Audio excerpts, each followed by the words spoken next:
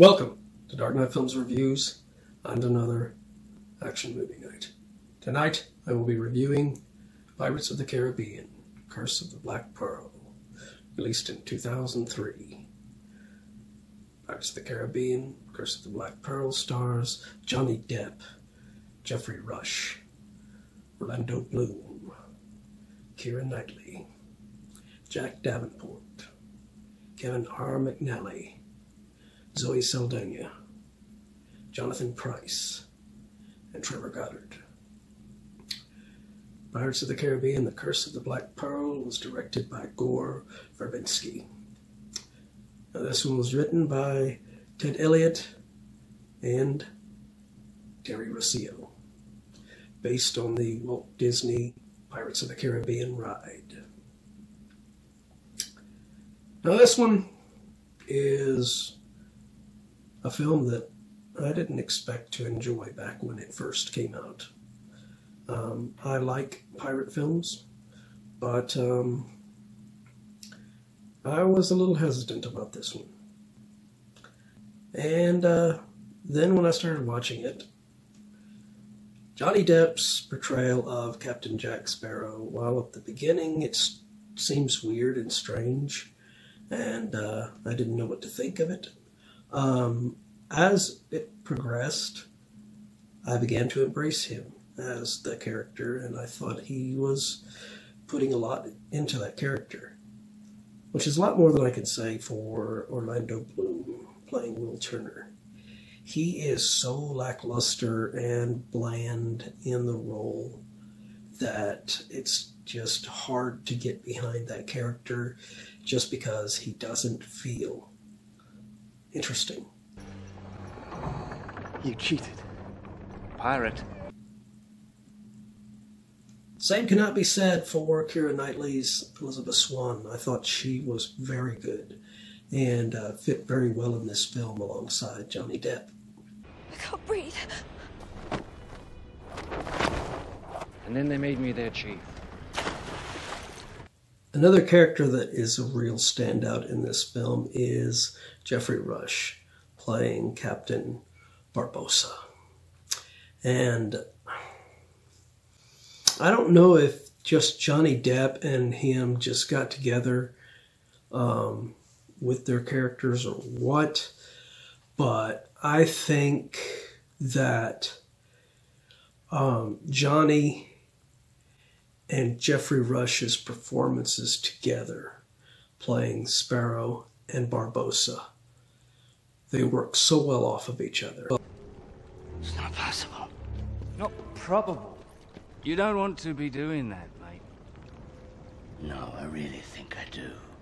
I don't think that happened by chance. I think maybe Geoffrey Rush came in planning on playing the character a certain way, and then he saw how Johnny Depp was playing the character, and he decided to adapt to that, because if he came in playing Barbossa as just a strictly villainous pirate against a typical hero, like Orlando Bloom's playing Will Turner, then it wouldn't have worked, because Johnny Depp is playing the character as this larger-than-life figure.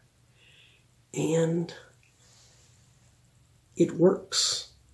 Captain Barbossa is just as over the top and just as cool of a character as what Sparrow is, thanks to that. One actor that I liked in the film, but I think could have done better, was Jack Davenport as Norrington. Norrington just comes off as a smug aristocrat, which shouldn't be the way you do this. Look at my review for Captain Klieg, and you will see how you do a British character that could be considered the villain of the piece properly. Patrick Allen did that same kind of a role that Norrington is, and he made him a sort of a likable character to where you actually cared about him just as much as you cared about the hero, pirate character, which in this case is Jack Sparrow. In this, the way that he plays Norrington, and I don't know if that was because of Gore's direction or what, or if that was Jack Davenport's decision. But if it was his decision, it was a bad decision, I think. If it was Gore's decision to direct him that way, then I think that was a bad decision by Gore. But I don't know which one it is, so. You are without doubt the worst pirate I've ever heard of. But you have heard of me. Another great role in this film is Kevin R. McNally as Gibbs. He is so likable as the sidekick character, and every time he's on screen, he just steals the show, I think. It's kind of hard to steal the show from Jack, but he holds his own in those scenes with Jack Sparrow. So kudos to Kevin McNally for that. He did a really great job in this film. Zoe Saldana as Anna Maria she's so-so. She's much stronger in later films, of course, playing Gamora in the Marvel Universe. But in this, she's just there. She's not as good of a character as she could have been. And maybe that was just because she was younger at this point and she didn't have as much experience. But she's just a so-so character to me. Jonathan Pryce is great as Elizabeth's father, the governor. And he's always strong and he's always great in any role he plays in anything. But I've always loved Jonathan Pryce as an actor. I just think he's one of those talents that doesn't get enough credit. And in this film, he is really good in his role. One last performer I'd like to mention in this review before I wrap this up is, of course, Trevor Goddard, who plays one of the crew members, Grapple, alongside Barbossa. This was the final film for Trevor Goddard before he died. And that's unfortunate. It's so unfortunate that he died so young. Because I've always liked Trevor Goddard. I liked him in Men of War with Dolph Lundgren, and I liked him in Mortal Kombat for the time that they gave him in as Kano. But so sad about his passing, and he's missed. He's definitely missed. So. My final review of Pirates of the Caribbean, The Curse of the Black Pearl, from 2003. I am going to give this film, a 8.7 out of 10.